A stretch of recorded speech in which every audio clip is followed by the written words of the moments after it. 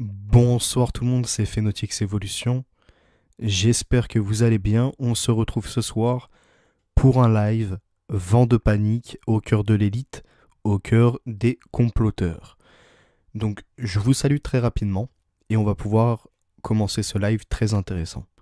Bonsoir Angelou, bonsoir Virginie. Alors il y a une autre personne qui est là mais j'arrive pas à voir qui c'est à cause du message que j'avais mis. Bon, au pire je vais le retirer. Alors attendez, message retiré, mais je vois toujours pas. Bonsoir à tous ceux qui arrivent, n'hésitez pas à mettre un like, je vois que vous avez déjà été assez nombreux à mettre un soutien. N'hésitez pas à partager autour de vous et à vous, à vous faire voir par un petit message dans le chat. Guillaume, bonsoir. Capital, bonsoir. Christy, bonsoir. Hervé Don, bonsoir. True Trust Seeker, bonsoir. Et je salue tous ceux qui vont arriver entre-temps, qui vont recevoir la notification logiquement. On va pouvoir débuter de suite. Donc, vent de panique à l'élite. Donc, si je parle de ce sujet, c'est par rapport aux actualités du moment. Depuis à peu près 2 ans maintenant, on a une lutte dite contre les fake news. Donc, on va revenir dessus. Et contre le complotisme. Un complotisme, du moins le complot qui est déjà mal défini. D'accord ? C'est-à-dire que être un complotiste, pour eux, c'est ne pas croire en l'alunissage, mais aussi croire en une terre plate, mais aussi croire en des extraterrestres, ou encore émettre des doutes ou émettre des hypothèses sur le 11 septembre parmi d'autres théories, d'autres idéologies et d'autres complots qui sont réels. Donc dans un premier temps, il faut bien différencier tout ça. Complot, théorie du complot, idéologie.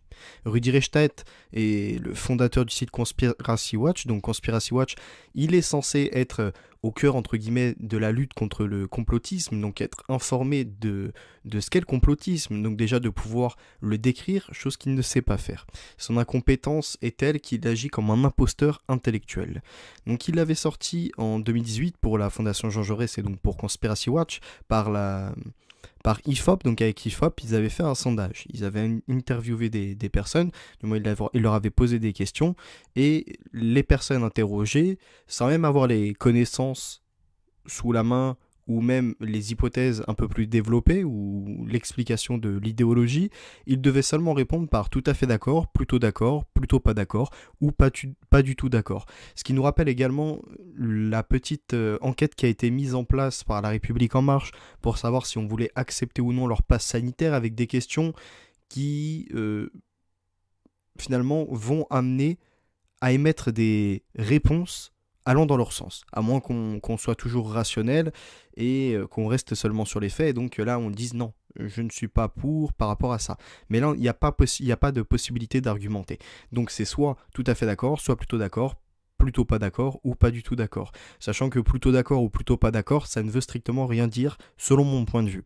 Donc notamment parmi les théories qui avaient été mises dans cette enquête, il y avait le ministère de la Santé et de mèche avec l'industrie pharmaceutique pour cacher au grand public la réalité sur la nocivité des vaccins.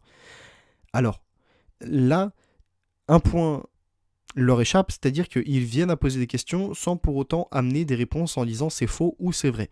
Là où nous on peut dire qu'il y a de la nocivité dans les vaccins qui n'est pas forcément montrée au grand public, c'est sur les travaux de Romain Gérardi par rapport à l'adjuvant aluminique. Et plus récemment, donc c'est pas antérieur à ce sondage, c'est après, d'accord, ça vient après, et c'est les vaccins avec ARN messager, et les vaccins qui sont déployés sans même passer la phase de test numéro 4. Ensuite, bon, il y avait d'autres dits complots, comme l'accident de voiture auquel Lady Di a été tuée, est-ce que c'est un assassinat maquillé Également, l'immigration est organisée délibérément par nos élites politiques, intellectuelles et médiatiques pour aboutir à terme au remplacement de la population européenne par une population immigrée. Donc là, encore une fois, c'est pas un mensonge. On le voit, des villes aux campagnes, il y a en effet une migration intensive. Alors, il y a de l'immigration positive comme il y a de l'immigration négative. Alors après, ça, c'est un vaste sujet, mais c'est réel. On ne peut pas le nier. Après, est-ce que ça a été organisé par les médias ? Pas forcément. Est-ce que ça a été organisé par certains intellectuels ? Il est fort possible. Par les politiques ? Tout à fait. Ça, on peut pas le nier. Ensuite, il y avait d'autres choses comme le trafic de drogue international est en réalité contrôlé par la CIA. Tout le trafic ne peut pas être contrôlé par la CIA, mais peut-être une partie du trafic l'est. Et ça, on pourrait revenir avec des preuves dessus. Le gouvernement américain était impliqué dans la mise en œuvre des attentats du 11 septembre 2001.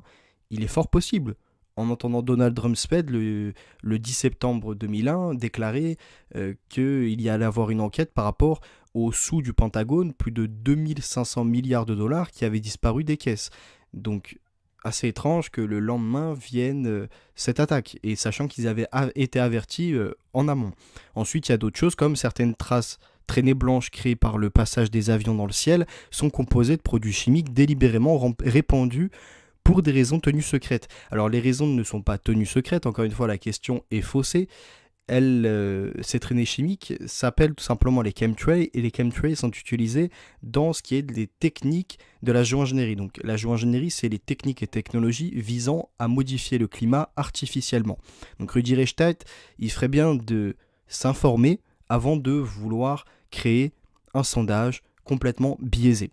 Donc plus d'une fois j'ai essayé de l'inviter pour débattre avec lui, et puis jamais de réponse positive, même jamais de réponse tout court, et j'ai été bloqué de sa page Twitter Conspiracy Watch, pour vous dire que lorsqu'il y a des éléments face à lui, des arguments face à lui, il va directement crier au millefeuille argumentatif que l'on reverra plus tard.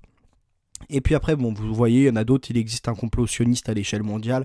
Ça, c'est encore une fois ces mêmes méfaits qui reviennent depuis la Seconde Guerre mondiale, mais bien avant, depuis la peste, depuis les pestes. Et ça, par contre, ça pose une problématique. Et les Illuminati sont une organisation secrète qui cherche à manipuler la population. Les Illuminati ont été une organisation secrète. Elle cherchait certainement un pouvoir en infiltrant les francs-maçonneries, en infiltrant les loges de la franc-maçonnerie, du moins des différentes francs-maçonneries. Ensuite, les Illuminati, est-ce qu'aujourd'hui ils existent encore? Ça, on ne peut pas le savoir. Il faudrait faire des recherches. Puis après, comme je vous disais, les Américains n'ont jamais été sur la Lune, et la NASA a fabriqué des fausses preuves et des fausses images. Et même si les gens croient dans cette théorie un peu farfelue qui relève plutôt de l'idéologie, ce n'est pas dangereux pour la société, vous comprenez? Maintenant, on a une autre énergumène qui est donc Mendes France. Tristan Mendes France. Théorie du complot, un engrenage dangereux. Donc il s'était entretenu sur France 24. Pareil, c'est des personnages qui n'ont quasiment pas de connaissances sur les sujets qu'ils abordent, quasiment pas de pouvoir intellectuel pour dire le vrai du faux. En 2018, donc là on revient aux fake news. La tentation liberticide d'Emmanuel Macron. La loi anti-fausse nouvelle, évoquée par Emmanuel Macron, part de bonnes intentions, mais elle porte le risque d'une atteinte inédite à la liberté d'expression. Pour Emmanuel Pierrat, spécialiste du droit de la presse, la loi est liberticide et superfétatoire. La genèse... Alors attendez 2 secondes, je bois juste une petite gorgée d'eau.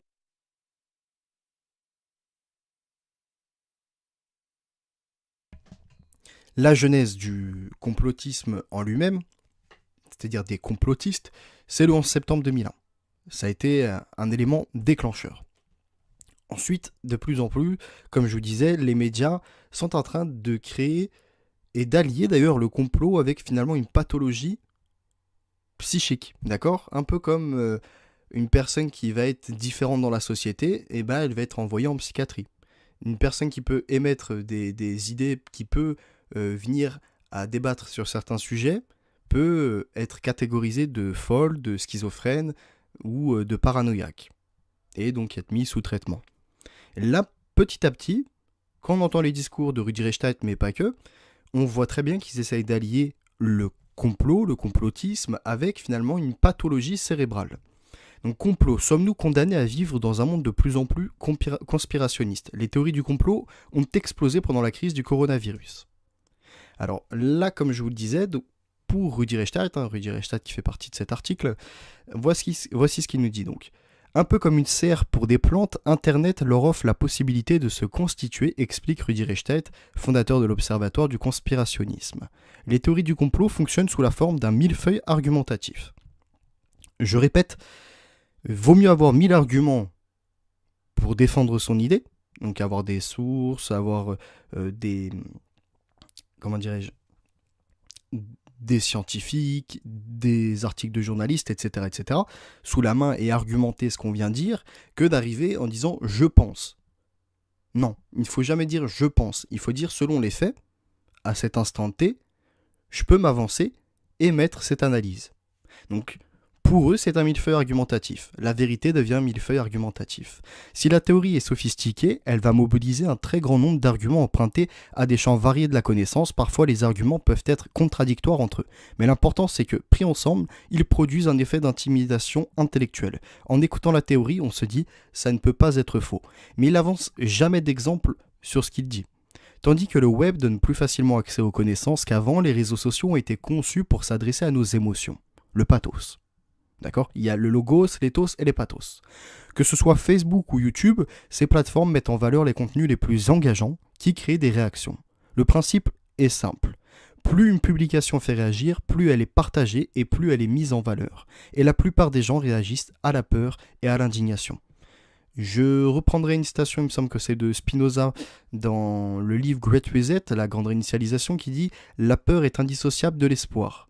Ils reprennent bien, parce qu'aujourd'hui, ils jouent sur les peurs pour créer une sorte d'espoir au travers d'un nouvel ordre mondial, au travers d'un nouvel ordre, au travers de technologies pour venir surveiller notre santé, pour venir surveiller la population et amener de la sécurité.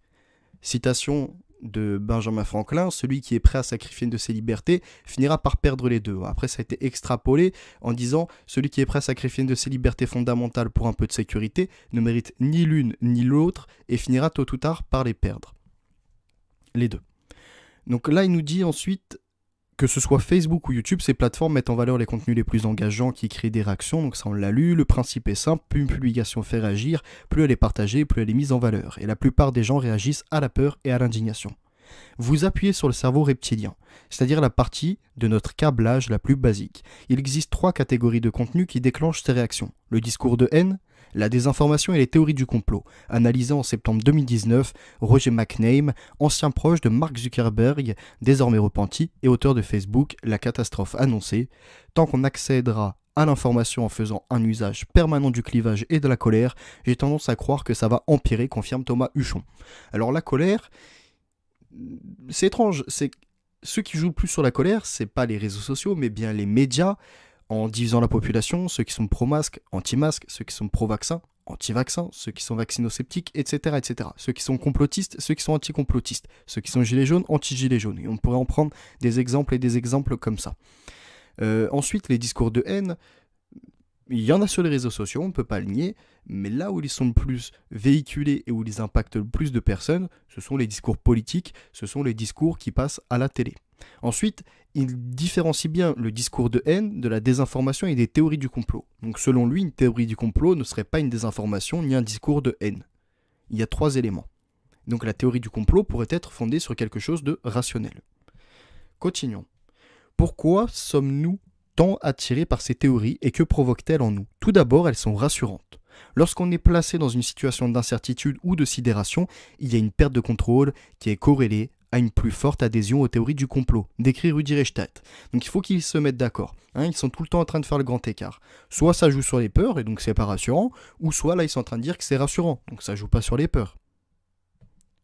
C'est étrange, c'est comme lorsque, dans son sondage avec la fondation Jean Jaurès, pour IFOP, ils mettent que ceux qui votent le plus sont ceux d'extrême droite et du côté de Mélenchon, mais aussi que dans un même temps, le complotisme est un radicalisme finalement vers l'islamisme. Assez étrange. C'est un grand écart encore une fois. Se dire qu'il suffit de détruire les méchants pour résoudre le problème du coronavirus, par exemple, est plus rassurant que d'imaginer qu'il s'agit d'une maladie dont on ne connaît pas l'origine. Alors, dont on ne connaît pas l'origine. Tous les médias se sont mis à relayer que le virus ne pouvait pas sortir d'un laboratoire, mais bien provenir des animaux. Et ces animaux l'ont transmis à l'homme. Donc lui, il nous dit qu'on ne peut pas trouver l'origine. Donc au lieu de se questionner en se disant ça peut peut-être sortir d'un laboratoire, peut-être même d'une modification génétique sur un animal, puis relâché dans la nature par mésaventure, ou par manque de surveillance, ou par erreur, on ne sait pas, dans tous les cas, ça pourrait provenir d'un laboratoire, hein. Quand on nous dit que c'est peu probable ou très peu probable, ça ne veut pas dire que non, ce n'est pas vrai. Non, c'est très peu probable ou probable parce que peut-être qu'un jour il y aura des documents, peut-être parce qu'un jour il y aura un scientifique qui travaille là-bas ou une personne qui était en charge de la sécurité dans ces laboratoires qui viendra dévoiler le scandale. Donc on ne peut pas dire que c'est impossible, sachant que l'OMS, donc Organisation mondiale de la santé, est déployée en Chine un an après. Elle n'est pas déployée la semaine ou le mois ou dans les 3-4 mois qui suivent. Non, elle est déployée un an après. Donc je vous laisse imaginer comment tout a pu être censuré, comment tout a pu être effacé au niveau des traces. Ensuite, il continue donc l'article et il est dit: ces théories viennent apporter des réponses définitives. On clôture le champ du questionnement et d'une certaine manière, ça nous apaise, remarque Rudy Reichstadt. Alors, le champ du questionnement, justement, n'est jamais fermé avec l'hypothèse qui est émise, hein. L'hypothèse émise, par exemple pour le coronavirus qui viendrait dans le laboratoire, on n'a pas dit que c'était forcément fait volontairement, on n'a pas dit que ça s'est échappé du laboratoire comme ça peut être plusieurs choses, on est ouvert à ces plusieurs choses, mais on essaye de comprendre, on n'est pas fermé, on est justement dans un questionnement. Elle donne du sens à ce que l'on vit. Depuis l'avènement d'Internet et de l'information plus libre, il y a une mise au jour d'un tas de scandales sanitaires, industriels, de mensonges d'État. Les écoutes de la NSA, l'omerta en Chine sur les Ouïghours, pointe Thibaut Nguyen, directeur du département tendance et prospective chez Ipsos, pour expliquer le climat de méfiance. L'idée que les puissants nous mentent se conjugue à un avenir de plus en plus sombre qui génère beaucoup de peur, et la peur demande souvent un exutoire de trouver des coupables. Un grand nombre de séries à succès mettent en scène le complot. Donc là, c'est très intéressant, hein. Ces dernières années, on a vu pareil l'explosion des contenus parlant de MKUltra dans des films, des séries, parlant de certains complots, y compris du 11 septembre dans des séries, des films. Pourquoi ? Et ça, je vous le disais il y a peut-être maintenant 3 ans de ça, que petit à petit, d'ailleurs je l'avais mis dans un des freestyles que je pourrais vous remettre, petit à petit, alors ce que j'avais dit c'est...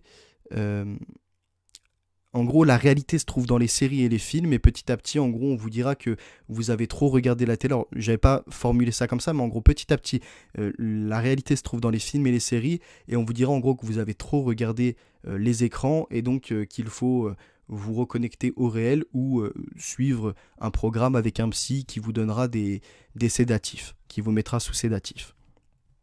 Un grand nombre de séries à succès mettent en scène le complot. Stranger Things, Westworld, Ares, etc. On découvre de saison en saison qu'une puissance tire les ficelles derrière une puissance qui tire les ficelles, observe Thibaut Nguyen, ce qui donne un terreau favorable à l'idée que la vérité est ailleurs. Mais ce qu'il dit plus haut, les scandales sanitaires, il y en a eu. Les scandales industriels, il y en a, et par dizaines, Monsanto et j'en passe. Des mensonges d'État, bon, ça c'est tous les jours. Les écoutes de la NSA, bah ça c'est pareil, Edward Snowden qui dénonce, et après bon, il y a des films, etc. qui sont faits, mais qui dénoncent bien la mise sous surveillance des Américains, mais aussi des Européens, et puis à travers le monde, de millions de personnes, où leurs données sont récupérées, analysées, traitées, et également la possibilité de se connecter au micro et aux caméras sans même que le téléphone n'affiche que le micro ou la caméra est activé et qu'il envoie des informations. Donc, c'est réel. Ensuite, l'omerta en Chine sur les Ouïghours, pareil, c'est une réalité, avec des entreprises qui font tout simplement le même travail que pendant la Seconde Guerre mondiale, c'est-à-dire l'exploitation de prisonniers, ni plus ni moins, pour faire plus de bénéfices. Coronavirus, comment avoir une conversation avec un adepte des théories du complot. Pareil, petit à petit, on est en train de vouloir isoler, hein, un peu comme dans Le meilleur des mondes d'Aldous Huxley, où il y a finalement la civilisation et il y a les sauvages. Les sauvages, bah, c'est ceux qui sont restés naturels, c'est ceux qui sont restés dans la vérité. Et là, c'est exactement la même chose. Le coronavirus, etc. Bon, les théories du complot, tous ceux qui vont adhérer à une théorie du complot ou émettre une possibilité de théorie du complot, qu'on pourrait aussi appeler analyse de la société, analyse géopolitique, analyse économique, etc., vont être mis à part, et tous ceux qui sont finalement conditionnés, on va leur dire attention, pour parler avec un complotiste, donc qui parle d'un nouvel ordre mondial, qui parle d'ultra-surveillance avec les technologies, qui parle peut-être de la modification génétique, de la bioéthique, de la modification des embryons, et puis je peux vous en énumérer beaucoup encore, des effets néfastes de la 5G, etc., et bah, ils vont dire que non, il va falloir y aller par étapes, par pédagogie. On reviendra sur ça également. Là, donc, on a un article de Euronews Coronavirus, donc comment avoir une conversation avec un adepte des théories du complot, voici ce qui est écrit. Le docteur Daniel Jolley, maître de conférence à l'université de Northumbria et spécialiste de la psychologie des théories du complot, s'est entretenu avec Euronews sur la manière d'avoir ces conversations. Serna Davis, Euronews. Vous étudiez la psychologie des théories du complot, vous avez une grande expérience dans ce domaine. Avez-vous des conseils pour discuter avec ceux qui croient en des théories sans fondement ? Sans fondement. Une théorie ne peut pas être émise sans fondement. Sinon, c'est une idéologie. Une idéologie, oui. Une théorie, logiquement, il y a des fondements. Continuons. Dr Daniel Jolley. Tout d'abord, faites attention à votre ton. Assurez-vous que vous ne stigmatisez pas l'autre personne parce qu'il est important de comprendre pourquoi cette personne a ce point de vue. Nous savons que les gens croient aux théories du complot parce que c'est un moyen d'apaiser leur anxiété face aux menaces perçues. Pour essayer de comprendre le monde complexe dans lequel nous vivons et comment une personne en est arrivée là, demandez-lui « Pourquoi croyez-vous à ces théories du complot ? Comment en êtes-vous arrivé là ?» Et si nous parvenons à comprendre certains de ces ressorts internes, comme par exemple l'anxiété que suscite la pandémie ou autre, nous pouvons essayer de gérer ces sentiments dans le cadre d'une politique de lutte contre ces théories. Bien sûr, il est important de donner aux gens les faits et de démystifier ces théories. Mais pour quelqu'un qui s'est investi dans ses croyances, cela va être difficile à faire. Donc potentiellement, commencer à réfléchir à la psychologie et à la raison pour laquelle ils en sont arrivés là pourrait être une bonne première étape. Donc là, c'est tout simplement, on voit bien, la psychologie, donc c'est mettre finalement une sorte de pathologie sur l'avenue de cette pensée, l'avenue d'une pensée non universelle. Donc pour répondre à ces questions, pourquoi croyez-vous en ces théories du complot ? Si je devais leur répondre pourquoi je crois en ces théories du complot, parce que tout simplement je suis en train d'analyser la société actuelle, je suis en train d'analyser la politique, l'économie, je suis en train d'analyser les technologies qui nous environnent, etc. Et je commence à comprendre vers quel monde nous nous dirigeons et dans quel monde nous sommes actuellement. Comment en êtes-vous arrivé là ? J'en suis arrivé là par rapport à mes lectures, par rapport aux articles de journaux officiels et par rapport à des recherches scientifiques, mais pas que. Donc ces gens-là, s'ils veulent des sources, avec plaisir qu'on leur partagera. Et c'est là l'importance du livre que je suis en train de rédiger, où je rassemble les meilleurs éléments de ce que je lis et des articles qui me paraissent très importants pour faire une synthèse et comprendre le nouvel ordre mondial et pas justement dire je ne veux pas du nouvel ordre mondial, il y a des élites de la franc-maçonnerie, il y a des élites qui nous veulent du mal. Non, je ne veux pas une généralisation, je veux que des faits. Parce que lorsque l'on va mettre que des faits sur la table, ils vont être gênés. Et ils ont pour l'instant peut-être fait un pas, 2 pas, 3 pas en arrière, mais lorsque ça va sortir, j'espère ne pas être tout seul à sortir ce type de documents, ce type de livres, etc., ça va venir à amener une conscience sur la table. Et donc cette conscience va les faire reculer de 10 pas. Parce que face à eux, même au cœur de leur élite, il y en a certains qui ne comprennent pas. Là, pour l'instant, ils vivent bien, ils ont des milles et des milles, ils font des restos, ils font des voyages, ils ont acheté une maison, ici et ça, ils ont leur travail. Ils ne pensent pas à tout ça. Mais il y en a même, en étant riches, aujourd'hui, ils commencent à comprendre vers quoi nous nous dirigeons. Et il y en a qui ont encore leur conscience, il y en a qui ont encore l'éthique et plus précisément la dignité humaine. Et je vous lirai d'ailleurs un livre sur la dignité humaine et la dignité depuis notre naissance, depuis notre création, jusqu'à notre mort. Dans tout état que l'on est, handicapé ou non.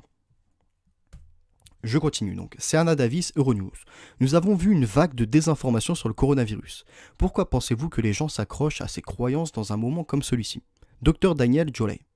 Ces croyances, c'est leur vision du monde. C'est la façon dont ils voient les choses. Nous sommes fermement attachés à chacune de nos croyances. Donc là, il y a une problématique. Je le répète, théorie du complot, idéologie. En effet, la croyance relève de l'idéologie. La théorie du complot, ce n'est pas une croyance, c'est plutôt une analyse. Et enfin, le complot, c'est celui qui est avéré. Si nous devions soudainement changer ce que nous pensons, changer nos croyances, notre identité en serait profondément bouleversée. Il y aurait un sentiment de perte. Il est donc important de comprendre que lorsque nous commençons à faire évoluer les croyances des gens en matière de complotisme, cela va être un processus. Le changement sera au fil du temps. Personne ne se réveille un jour en étant une personne différente. Cela n'arrive pas. Alors commençons à accompagner les changements très lentement. Eux sont très motivés par ces croyances. Et bien sûr, ces théories offrent une solution simple à un problème très complexe. Donc les gens s'y accrochent. Alors là, c'est pareil. Lorsque il y a des théories du complot, ou du moins des analyses que moi, d'autres personnes et même vous, vous venez, donc des constats que vous faites, c'est pas des solutions que vous avez, c'est des constats. C'est-à-dire que vous avez l'état de la société, l'état vers lequel nous nous dirigeons, dictatorial, suppression des libertés, ne plus pouvoir penser par soi-même, être finalement conforme à un idéal. Et on reviendra sur ça parce qu'il y a le livre de Jacques Attali. Je vais vous lire je vais vous lire d'abord des passages d'une interview que je vous conseillerais d'aller voir après le live. Vous allez voir, c'est très passionnant, sur le cannibalisme également, et qui pose des réflexions sur ce qui est du cannibalisme sacrificiel.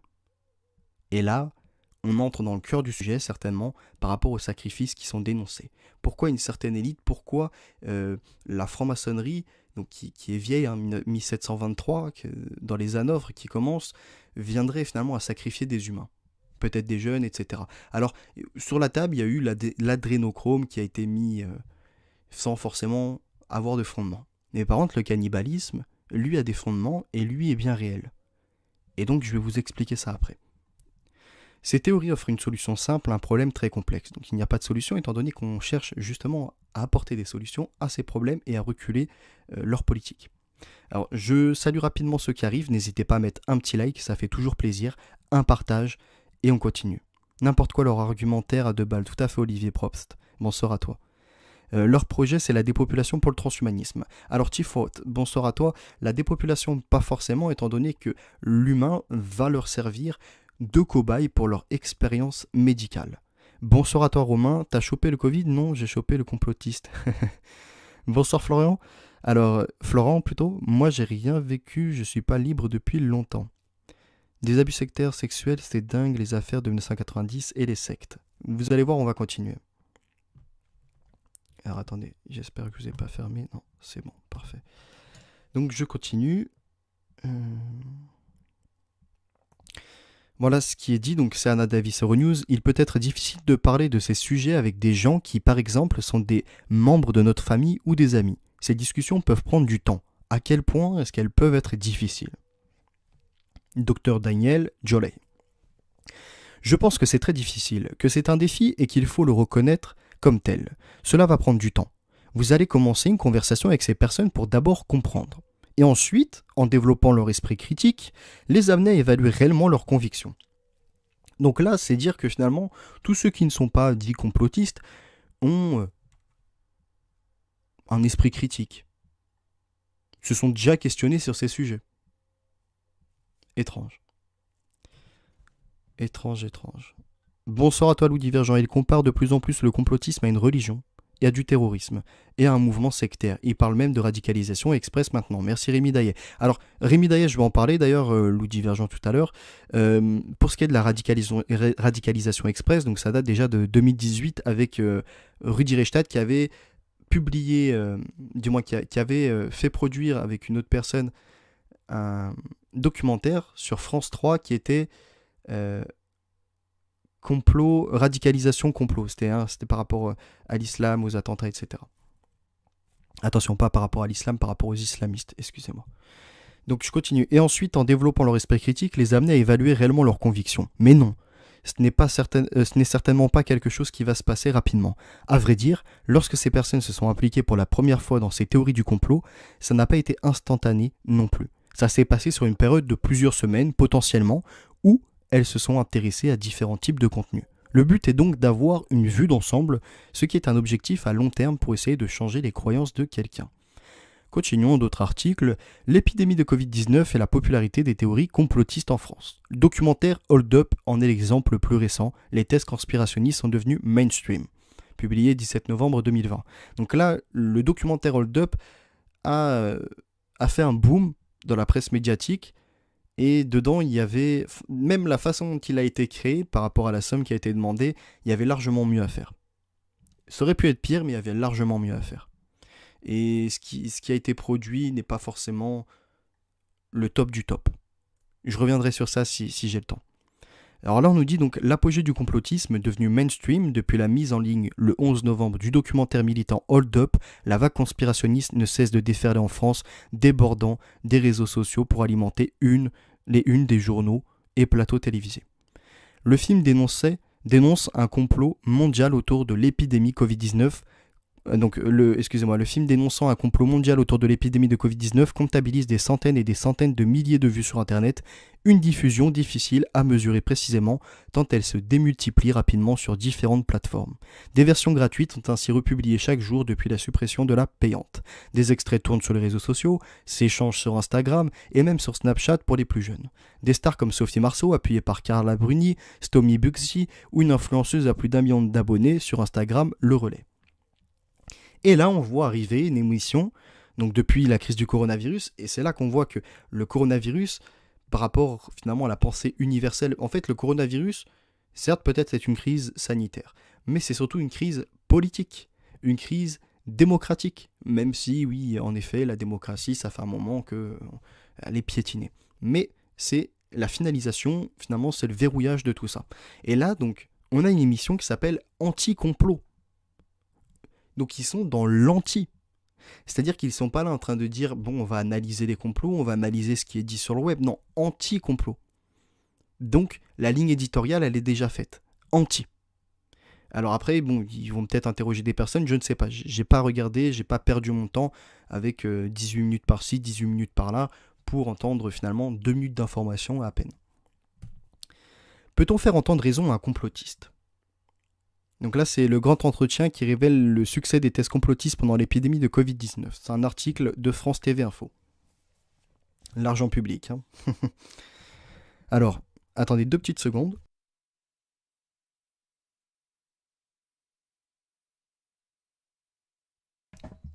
Donc, peut-on faire entendre raison à un complotiste ? Dire faire entendre raison, c'est déjà postuler qu'on a raison qu'ils ont tort. L'espoir, c'est de faire bouger le curseur.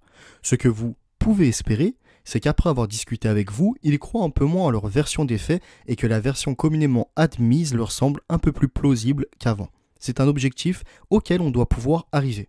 Donc là, il n'est plus question d'être dans la vérité, il est question finalement de venir endoctriner celui qui peut la chercher, pour lui faire entendre que la version des faits officielle.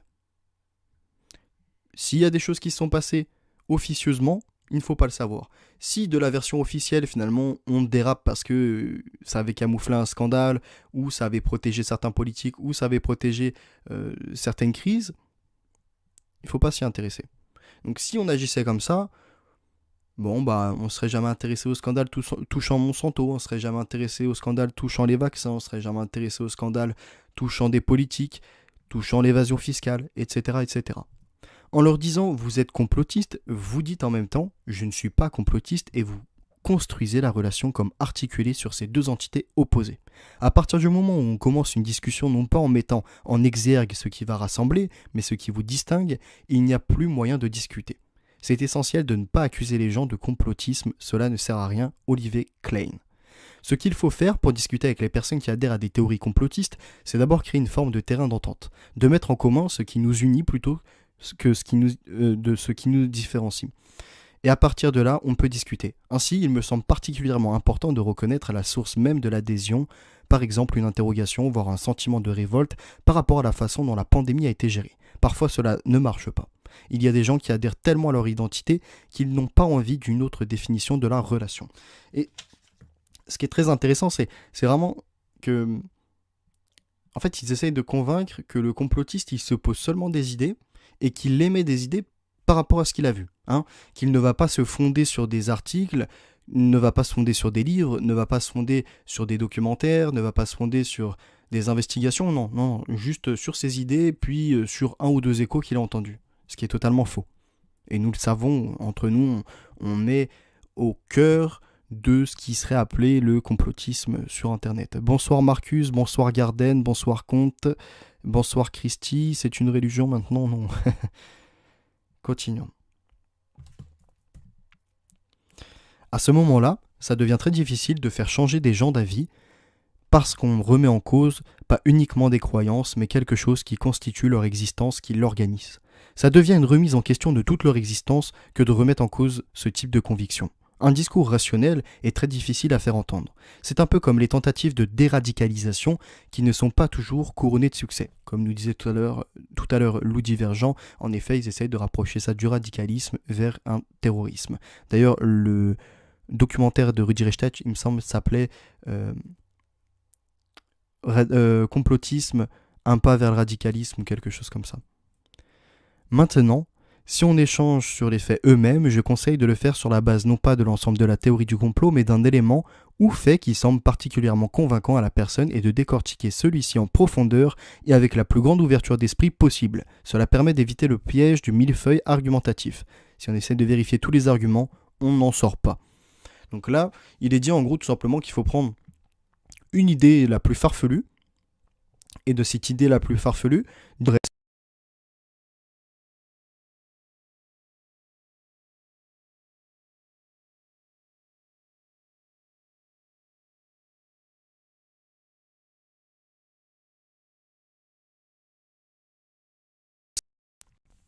donc là, on voit finalement que certaines personnes, oui, vont se mettre à relayer ce qui est farfelu sur Internet et donc vont desservir la lutte contre ces politiques, contre ces gouvernants, contre ces corrompus, contre une certaine élite. Maintenant, si on échange sur les faits eux-mêmes, je conseille de le faire sur la base non pas de l'ensemble de la théorie du complot, mais bien d'un élément ou fait qui semble particulièrement convaincant à la personne et de le décortiquer si celui-ci est en profondeur avec la plus grande ouverture d'esprit possible. Cela permet d'éviter le piège du millefeuille argumentatif. Si on essaie de vérifier tous les arguments, on n'en sort pas. Donc on était là.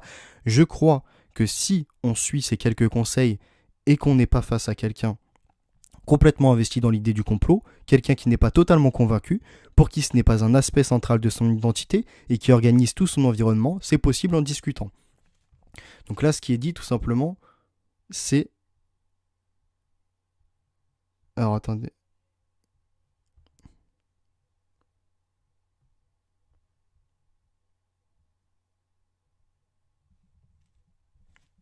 Là, est-ce que vous m'entendez? Alors attendez, dites-moi, parce que j'ai l'impression qu'il y a une erreur.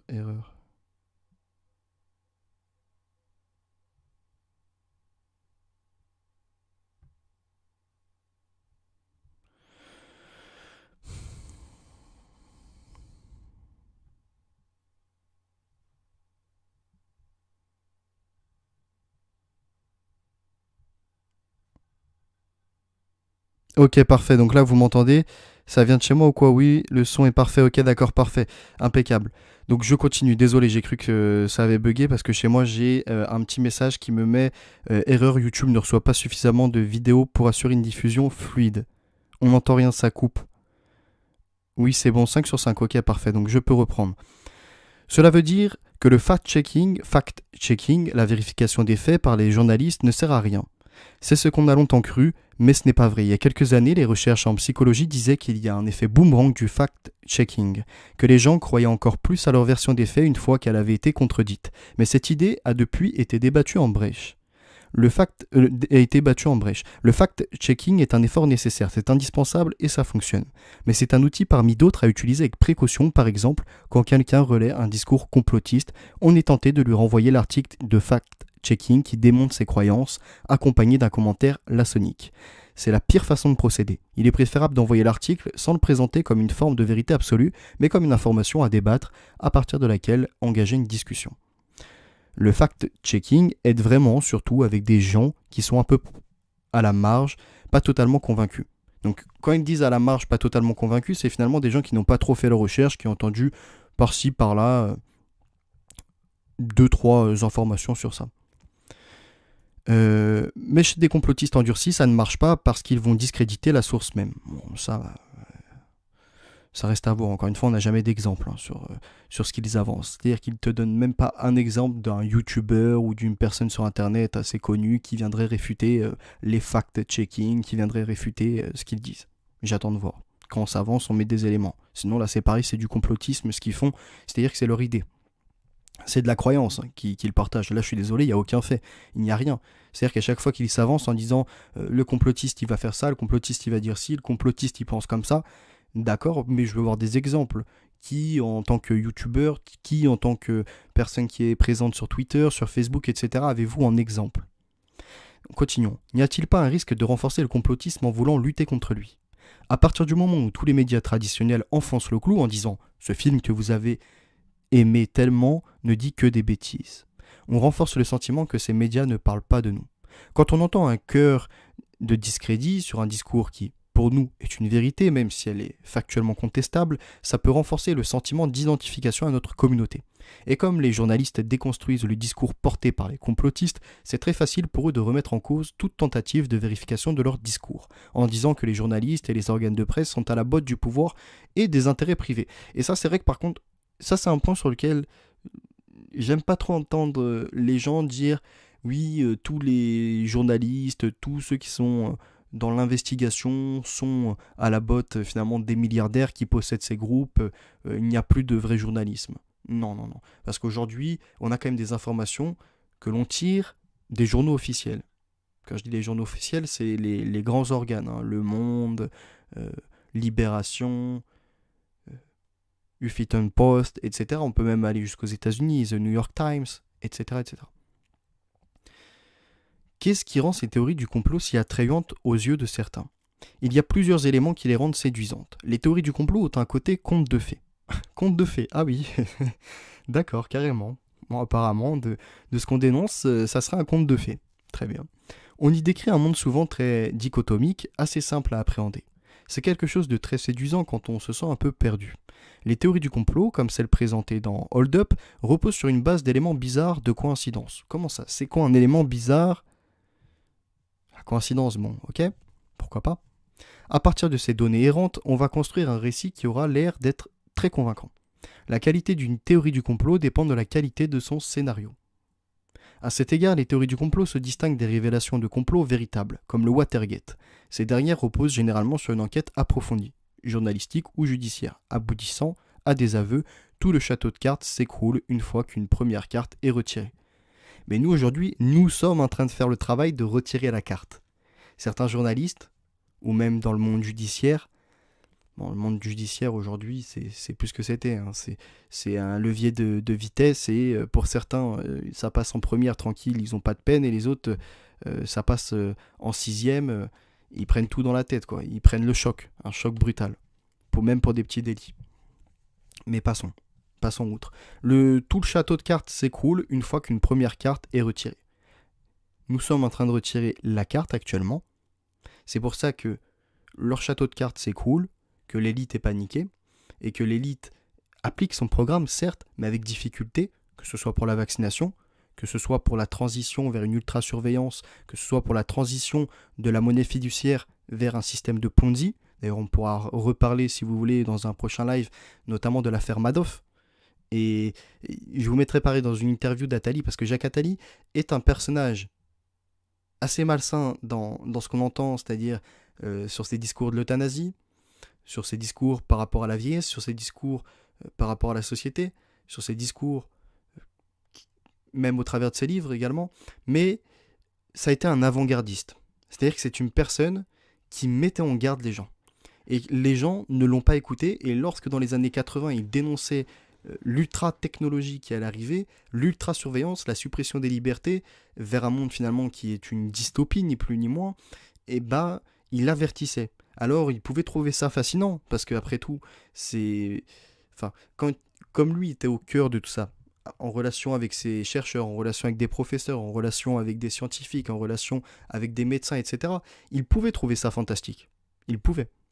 Mais ça ne veut pas dire qu'il allait défendre ça. Et donc, il y a une interview qu'on va écouter après, qu'on va écouter. Je vais vous lire certains passages et après, je vous inviterai à aller l'écouter. Vous allez voir qu'en réalité, Jacques Attali n'est pas forcément le personnage que l'on pense, du moins qu'une partie des 10 complotistes analysent pensent. Qu'est-ce que The Great Reset? Un livre devenu théorie du complot. Donc là, on arrive en 2021 maintenant, avec la publication de ce livre par Klaus Schwab et de son autre... de son ami, alors là je ne l'ai pas sous les yeux, sinon je vous aurais dit c'était lequel, l'autre personne. Donc, le dernier livre du fondateur du Forum économique mondial, Klaus Schwab, et de son ancien directeur suscite fantasmes et diabolisation. Son contenu diffère pourtant des thèses qu'on lui prête. Alors, ce livre, je l'ai lu, je vous ai déjà dit qu'il n'était pas très intéressant. Il dit tout et son contraire un peu. C'est-à-dire que il peut te dire que oui, on va vers l'ultra-technologie, mais qu'en même temps, il faut que cela soit accepté, qu'on va vers finalement une destruction des emplois, mais que ça va en recréer d'autres, ou... Enfin, bref. Et il parle également des montres connectées qui pourront servir pour la télémédecine. Retenez bien ça, ça c'est important pour ce livre et pour la suite qui arrive. Le passage le plus important de son livre pour moi est le passage donc, qui dure même pas 2 pages mais qui parle de la télémédecine, qui parle des montres connectées pour surveiller les gens au travail mais aussi pour surveiller leur santé, et j'y ajouterai un autre élément qui n'a pas été énuméré, celui de surveiller nos communications et nos émotions avec nos interlocuteurs, savoir notre rythme cardiaque lorsqu'on est à proximité ou lorsque l'on discute avec telle et telle personne, étant donné qu'aujourd'hui ces montres connectées sont équipées de caméras mais sont aussi équipées de micros et bien entendu sont connectées soit au téléphone par Bluetooth ou soit ont la possibilité d'avoir une carte SIM à l'intérieur pour envoyer ou recevoir des appels également. Et donc à partir du moment où elles sont connectées au réseau, tout comme les téléphones, elles ont la possibilité d'être hackées à distance ou tout simplement d'être activées à distance pour venir surveiller notre état de santé, pour venir surveiller nos conversations, pour venir surveiller nos émotions. Et c'est bien pire qu'une sorte de puce RFID dont tout le monde parlait, y compris moi il y a quelques années. On pensait que ça serait la puce RFID. La réalité, c'est que la puce RFID aurait servi seulement pour payer. Donc, c'est-à-dire pour arriver à proximité de lecteur et se faire identifier pour payer, se faire identifier par rapport à sa carte d'identité, etc. Une sorte d'identité numérique avec un compte bancaire numérique, avec des démarches numériques et avec des lecteurs émetteurs un peu partout qui fonctionneraient en RFID. La montre connectée va faire exactement la même chose, mais en plus de ça, elle est connectée au réseau, donc elle peut communiquer avec le réseau, donc elle peut géolocaliser par GPS, chose que la puce RFID n'avait pas, elle n'avait pas la technologie GPS, et la montre connectée permet aussi, donc notre état de santé, nos émotions, nos conversations, bref, tout ce qui relève de l'intime et tout ce qui va être demain, comment dirais-je, marchandisé, qui va être commercialisé si vous préférez. Donc qu'est-ce que The Great Reset ? The Great Reset est à la fois un livre de prospection politique, économique et sociale, publié en juillet 2020, un programme et une théorie du complot. L'originalité de l'ouvrage réside dans le fait qu'il est signé par 2 membres éminents du Forum économique mondial de Davos, les économistes Klaus Schwab, qui en est le fondateur, et Thierry Malleret, qui en a été le directeur. Il s'adosse au programme du même nom, qui a également servi de thème en juin 2020 au 50e rassemblement de Davos. The Great Reset, la grande réinitialisation. Et d'ailleurs, je vous ferai un live également sur la crypto-monnaie, parce que la crypto-monnaie et le système de Ponzi et finalement l'arnaque de Madoff avec ses 50 milliards aux États-Unis, c'est exactement la crypto-monnaie, donc ce que nous vivons aujourd'hui, même si les banques centrales, notamment la Banque centrale européenne, mais aussi la Fed et puis d'autres grandes instances, d'autres grands organes de banques d'émission de monnaie, font partie du système de Ponzi aussi, mais à un degré différent. Je continue. Donc les auteurs The Great Reset partent du constat que les grandes crises historiques ont chaque fois été à l'origine d'un changement profond de société, de l'apparition de l'État moderne après la pandémie de la peste noire à celui de l'État-providence après la Seconde Guerre mondiale. Par conséquent, la pandémie de Covid-19 représente une fenêtre d'opportunité rare mais étroite pour réfléchir, réimaginer et réinitialiser notre monde. Voici ce qu'ils disent. Le Covid-19 représente une fenêtre d'opportunité rare mais étroite pour réfléchir, réimaginer et réinitialiser notre monde. En l'occurrence, les 2 économistes militent pour un monde moins clivant, moins polluant, moins destructeur, plus inclusif, plus équitable et plus juste que celui dans lequel nous vivons à l'ère pré-pandémique, explique-t-il. Il n'y est jamais question de sortir du régime démocratique, mais au contraire d'aller vers des sociétés plus équitables. Mais lorsque l'on parle d'équité, lorsque l'on parle finalement d'être moins polluant, c'est-à-dire qu'il va y avoir une surveillance de ce que nous allons consommer, une surveillance de ce que nous allons acheter, une surveillance de moins destructeurs, donc de la pollution qu'on peut émettre, mais pas que. Moins destructeur, peut-être par l'emploi, plus inclusif. Donc là, après, c'est redistribuer, ce qu'ils appelleraient redistribuer les richesses. Ou alors, à ce moment-là, un peu comme dans le meilleur des mondes, tout le monde appartient à tout le monde. Et peut-être l'idée même qu'il n'y a plus l'accès à la propriété. Seuls peut-être des milliardaires peuvent encore accéder à certaines propriétés, avoir des îles, etc. Mais les gens lambda ne devront plus être propriétaires de terres et finalement, seul l'État pourrait être propriétaire des terres. Ou on pourrait être propriétaire, mais pour une durée limitée. Moins clivant, etc. Je continue. Est-il juste de parler d'un plan ou d'une planification ? Dans sa communication entamée dès le mois de mai 2020, le Forum économique mondial parle effectivement d'un plan d'action en 3 points, qui reprend certaines grandes considérations très générales de l'ouvrage. Mais ce dernier n'a rien d'un kit prêt à l'usage de politiques à appliquer.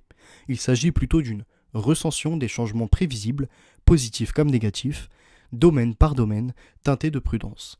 Selon leurs propres termes, il est à l'évidence beaucoup trop tôt pour dire avec la moindre précision ce que le Covid-19 va entraîner comme changement important. Mais l'objectif de ce livre est d'apporter quelques lignes directrices, solides et cohérentes à propos de ce qui pourrait arriver. Eux-mêmes reconnaissent que chaque pays réagira différemment à la pandémie et que les conséquences fines sont imprévisibles. Enfin, une partie des prédictions consiste juste à recenser les changements déjà visibles en juin 2020 au moment de la rédaction de l'ouvrage. L'ouvrage est sorti donc en juin 2020. Le Great Reset promeut-il la surveillance généralisée ? Ces accusations prolifèrent sur les sites complotistes d'extrême droite, mais ils ne correspondent aucunement aux propos des auteurs. Certes, Klaus Schwab a été l'auteur en 2017 de la 4e révolution industrielle, un ouvrage enthousiaste sur les possibilités offertes par l'Internet des objets et les progrès des technologies médicales. Retenez bien, les montres connectées, très important. Ce personnage, donc Klaus Schwab, qui a édité le livre, qui a écrit le livre, donc qui en est l'auteur, la 4e révolution industrielle, qui est un ouvrage finalement enthousiaste sur les possibilités offertes par l'Internet des objets, donc les montres connectées, la domotique au sein des habitations, mais pas que, au niveau même de la ville, les smart cities qu'on appelle les villes intelligentes, les villes connectées à Internet, et les progrès de la technologie médicale. Retenez aussi sur la technologie médicale. Cet enthousiasme se retrouve en partie ici quand l'ouvrage applaudit le progrès de la télémédecine et projette la démocratisation de toilettes connectées. Mais il alerte également contre le risque de dystopie lié à l'encontre du capitalisme de surveillance et du déploiement d'outils de veille contraires à la vie privée. Nous arrivons à ce moment très important. Alors attendez 2 petites secondes, je vais allumer, je bois une gorgée et je vais vous lire les passages intéressants de cette interview et après je vais vous apporter 2-3 éléments sur ça. 2 petites secondes, je reviens. J'allume ma lumière, je bois un coup et je suis là. Entre-temps, n'hésitez pas à liker, partager et mettre vos commentaires, je vais essayer de vous lire après.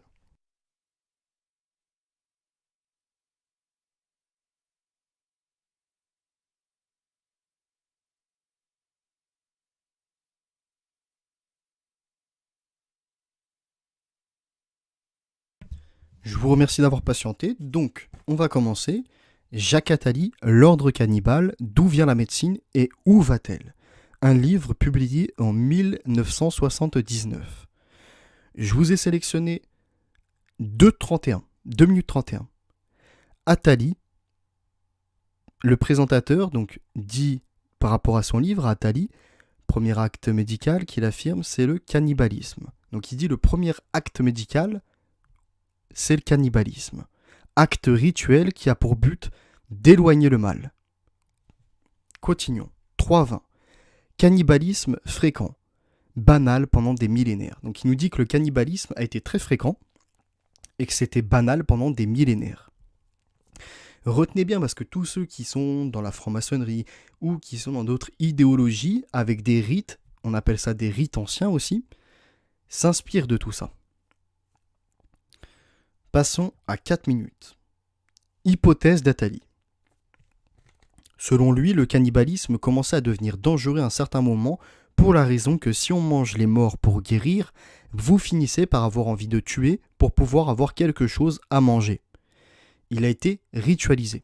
Donc il nous dit en gros que si en mangeant les morts pour se guérir, alors vient un moment où finalement on veut même tuer pour guérir ou pour même anticiper. Et il dit que en gros ces crimes, ce cannibalisme a été ritualisé.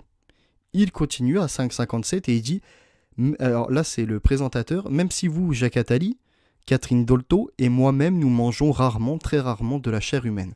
Donc là je ne sais pas si c'est une boutade ou si, de façon décontractée, le présentateur explique finalement que ça leur est arrivé de participer à des sacrifices, ça leur est peut-être arrivé de participer à une sorte de rituel en mangeant de la chair humaine. En tout cas, vous verrez par vous-même à 5,57, alors est-ce que c'est une boutade ou non, il dit, même si vous, Jacques Attali, Catherine Dolto et moi-même, nous mangeons très rarement, très rarement de la chair humaine. Hein, il ne parle pas de chair animale, de chair humaine. Et il dit de façon sérieuse. Est-ce que c'est une boutade sans qu'Attali esquisse ne serait-ce qu'un sourire, je ne sais pas. Continuons. Nous arrivons à 12,42. Les pestiférés de Jacquat, début 19e siècle, qui montrent la permanence de cette maladie et de cette épidémie que l'on ne savait pas guérir, on avait une stratégie bien efficace. On séparait les pauvres, non pas pour les guérir, car on ne cherchait pas à guérir, mais pour les détruire, les empêcher de nuire. On les séparait dans la quarantaine dans les hôpitaux. Les hôpitaux qui, à ce moment-là, selon Jacques Attali, étaient des prisons pour malades. C'est pas ce qu'ils veulent nous refaire vivre aujourd'hui ? Séparer les pauvres ?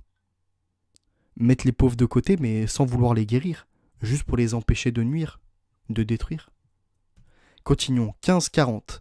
On commence à concevoir la machine, l'inventer, et à concevoir le corps comme une machine. Donc là, il parle de l'époque, d'une certaine époque, où donc, la machine commençait à être conçue, à être inventée, et dans le même temps, l'idée de concevoir le corps finalement comme une machine. Comme là, à l'image, une personne qui se fait amputer une main, une personne qui se fait amputer une jambe, peut-être pour être remplacée par une prothèse. Ensuite, donc là, la partie 2, 27-15, c'est ça. Alors, il dit dans la partie 2, le médecin coûte quand la machine rapporte. Le médecin est dépassé par la technologie. Tout le monde pense avoir intérêt dans cette évolution. Écoutez bien ce qu'il dit, hein, très intéressant. Tout le monde pense avoir intérêt dans cette évolution, le médecin parce qu'il pense qu'ainsi il va protéger son prestige, l'industrie parce qu'elle pense qu'elle va faire du profit, et le malade potentiel qui espère ainsi davantage d'éternité. Chaque pas paraît comme un progrès, mais l'aboutissement est abominable. Donc Jacques Attali, de ce que j'entends pour l'instant, il n'accepte pas ça. Il explique bien que c'est des progrès, que tout le monde pense arriver dans le progrès, que tout le monde pense évoluer, mais que l'aboutissement de tout ça, c'est ni plus ni moins qu'un acte abominable. C'est ni plus ni moins que l'immonde. Continuons, 28-11. 3 étapes qui débouchent sur l'organe artificiel. D'abord électronique, puis génétique. Première phase, chacun des hommes, bien portants ou malades, a un modèle de comportement à imiter. Donc là, il explique quoi ? Il explique déjà dans les années 79 qu'on va arriver sur des organes artificiels. Hein, c'est pour ça aussi dans Temps X qu'il disait « l'homme achètera l'homme ».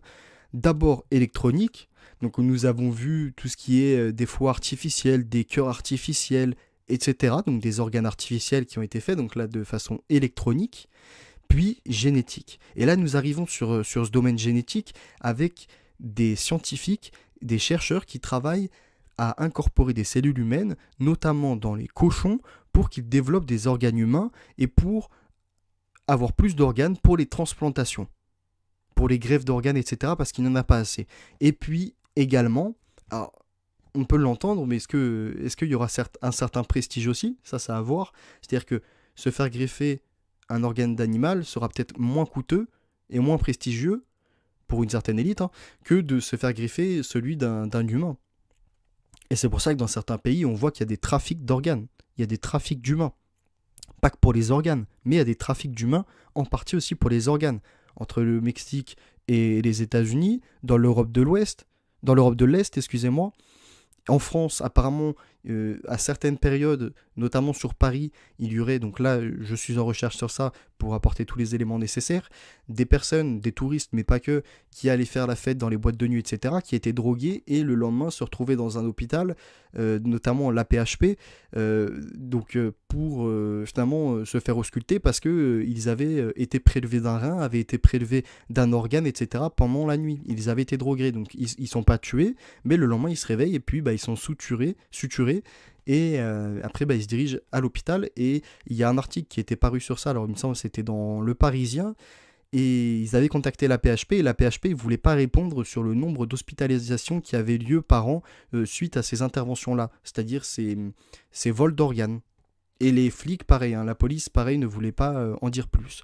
Ensuite, il dit donc la première phase, c'est chacun des hommes bien portants ou malades est un modèle de comportement à imiter. Donc là, finalement, on va nous mettre, comme il explique, hein, un exemple. On va nous mettre peut-être un rythme de vie à respecter. Continuons. 29-15. On ne définit non plus la maladie comme étant une douleur qui risque d'entraîner la mort, mais comme le risque un jour de devenir malade. On aura plus l'angoisse liée à la douleur, mais l'angoisse... Alors, on n'aura plus l'angoisse liée à la douleur, mais l'angoisse en amont de la douleur. Donc, c'est-à-dire, on n'est plus angoissé de la douleur, du mal, de peut-être mourir. Non. On est angoissé de tomber malade. Vous comprenez? Avec tous ces diagnostics, on vient finalement à se dire « Oh putain, ma tension, elle est trop haute. Oh, mon rythme cardiaque, il est trop haut. Oh, mon rythme cardiaque, il est trop lent. » Etc., etc. Et donc, paniquer. Un peu comme aujourd'hui avec Doctolib, certaines personnes qui ont des toutes petites pathologies, de tout petits symptômes, ils vont commencer à chercher, ils vont, pendant quelques jours, être dans le nocebo et puis se dire « Oh là là », être dans des pensées négatives et se dire « Mais j'ai le cancer. » Ah mais peut-être que là j'ai une leucémie, peut-être que si, peut-être que ça. Et en fait, ils vont faire que des hypothèses par rapport à ce qu'il leur est proposé au niveau des analyses et au niveau de certains ressentis. Alors que ce n'est qu'un tout petit symptôme des fois. Une fois qu'ils vont chez le médecin, après le médecin, lui, humain, et qui a des compétences, va analyser, va dire « Ah non, tu n'es pas un grand malade, prends peut-être un peu d'antibiotiques et tu vas voir, ça va aller beaucoup mieux. » Ou mange de façon plus équilibrée, ou va faire du sport, etc. Parce que tout ça, c'est négligé aujourd'hui. Continuons 29-49.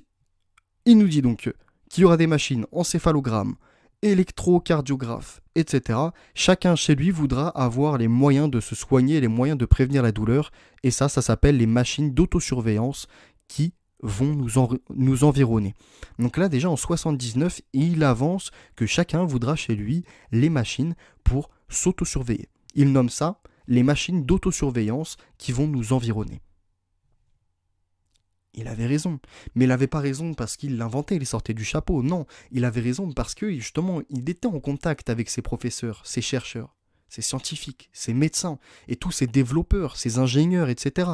Et donc il pouvait s'avancer. Il savait ce qu'il disait. Il ne disait pas n'importe quoi. Mais aujourd'hui, on aurait un personnage comme lui, qui ne serait pas aussi impliqué, entre guillemets, dans la politique, et puis qui ne serait pas issu d'une certaine élite. Hein. Même si, de son vécu, au niveau de ses parents, de ses grands-parents, surtout de ses grands-parents, c'était des très pauvres, et puis ses parents sont devenus riches, et lui donc a vécu dans un milieu plutôt aisé. Mais, et puis il a fait des écoles, quand même un certain niveau dans la hiérarchie. Donc il est mieux entendable qu'un ouvrier, un boulanger, une personne qui fait de la remise en rayon, ou une personne qui fait des appels téléphoniques, ou un routier, etc. Ces personnes-là seront moins entendues parce qu'ils n'ont pas fait de grandes études. Mais pour autant, moi pareil, hein, je me mets dedans, j'ai pas fait de grandes études, j'ai même pas un bac pour vous dire. Mais je suis dans la capacité d'analyser, comme vous aujourd'hui, on est dans la capacité, avec les éléments, hein, avec des recherches, avec les recoupements, de savoir ce qui est vrai, de ce qui est de l'utopie, de savoir aussi ce qui est faux. Et là, lui, quand il avançait ça, si aujourd'hui ça serait une personne comme vous et moi, il serait traité de complotiste, hein, ni plus ni moins. Et de ce que j'entends dans ces deux interviews, dans Jacques Attali, Lord Cannibal, donc pour la promotion de son livre, D'où vient la médecine, où va-t-elle, il ne fait pas une promotion de cette technologie-là, au contraire. Il avertissait dans les années 79. Mais imaginez-vous, à cette époque, donc dans les années 80, Qu'on vous dise que chacun aura chez lui la possibilité finalement de s'auto-surveiller pour sa santé, qu'il pourra se passer du médecin, etc. etc. Bah, les gens, ils vont se dire, mais il est fou, il est sur notre planète, c'est un Bogdanov. D'ailleurs, c'est pour ça qu'il va chez Temps X, etc. Non, non. D'ailleurs, quand on regarde aussi les travaux du professeur Delgado, les puces neuronales, les puces cérébrales, bah, c'est pas Elon Musk et puis avec Neuralink qui l'a inventé, non. Au contraire, c'est des recherches qui datent d'il y a très longtemps. Et c'est pour ça qu'on a toujours dit que les militaires avaient un temps d'avance sur la population, hein, sur la technologie civile. On parlait de 50 ans avant, peut-être que maintenant c'est moins, peut-être que c'est plus, ça on ne peut plus avancer. Mais fut un temps, c'était 50 ans d'avance. Pourquoi? Parce que la population, bah, elle n'était pas intéressée par tout ça. Et puis comme il n'y en avait pas dans son environnement, bah, du coup elle pouvait se dire non, bah non, on a un poste d'autoradio, on a la CB, on va pas très loin, qu'est-ce qu'on va avoir des montres qui vont prendre notre fréquence cardiaque, qu'est-ce qu'on va avoir des téléphones plus tard où on pourra communiquer à l'autre bout du monde? Non, ils ne pensaient pas à ça. Continuons. Alors je vais vous lire rapidement parce que je vois qu'il y a quand même pas mal de messages. Alors, as-tu déjà lu du Jacques Attali? Si oui, écrit-il bien? Alors, Phoenix, non. Enfin, j'ai un livre chez moi que je n'ai pas lu encore et j'ai commandé donc L'Ordre Cannibale. Je vous prendrai, donc, comme je le fais pour certains livres, les meilleurs passages et je vous ferai une vidéo sur ça pour vous partager mon ressenti et également approfondir les recherches sur le cannibalisme et sur la ritualisation du cannibalisme et voir si également ça peut être lié à certains rites de la franc-maçonnerie pour pousser vraiment la réflexion et la recherche avec des sources, hein, bien entendu, pas m'avancer comme ça. Phénotix, il vaut mieux mourir que disparaître. Aucun des deux. Enfin, mourir, ça fait partie de la vie, Jacques de Molay. Et d'ailleurs, c'est très intéressant. C'est Jacques Attali, et Jacques Attali, il dit, on veut repousser la vie, mais à quoi bon repousser la vie si on oublie de vivre? Donc il y avait une citation déjà qui existait comme ça, mais c'est tout à fait juste. On veut repousser à chaque fois la vie, hein, c'est-à-dire qu'on veut repousser la mort. Et donc quand on repousse la mort, on essaie en même temps de repousser la vie, vivre encore un peu plus, puis la repousser. Mais au final, on pense tout le temps à repousser la mort qu'on ne vit plus. Alors que si on vivait, peut-être moins longtemps, mais on vivrait peut-être plus heureux. Comme n'importe quel être biologique qui naît terminera par une mort. On est poussière, on retourne poussière. Bon, on est en tant que cellule, on meurt en tant que cellule. Les cellules à la fin sont mortes et donc on se décompose. Et il ne reste rien de nous. Si ce n'est le squelette, et encore le squelette vient se décomposer aussi. Je continue. 30-50. Ceci n'est qu'une première étape. On va d'abord avoir des objets pour surveiller, mais ensuite les objets ne se contenteront plus de surveiller, ils soigneront. Donc là, il dit, les objets, dans un premier temps, on va les utiliser pour s'auto-surveiller, etc. Et puis après, on va les utiliser pour remplacer finalement les médecins. Et donc les médecins qui acceptaient cette évolution seront dépassés eux-mêmes. Parce que aujourd'hui on le voit avec l'intelligence artificielle, etc. Petit à petit, les développeurs, les informaticiens, mais pas que, certains médecins aussi qui sont dans ça, avec des mathématiciens très importants, vont réunir des bases de données, vont réunir des éléments analysés. Et selon telle et telle pathologie, les éléments seront analysés et permettront de dire, bon, là, il faut faire telle opération, là, il faut tel médicament, etc. Et ça ira bien plus vite et ça sera, selon la promotion, bien plus sûr. Alors là, je vous invite à voir une série qui s'appelle V, les envahisseurs. Donc il y en a beaucoup qui doivent connaître cette série des années 80 à peu près.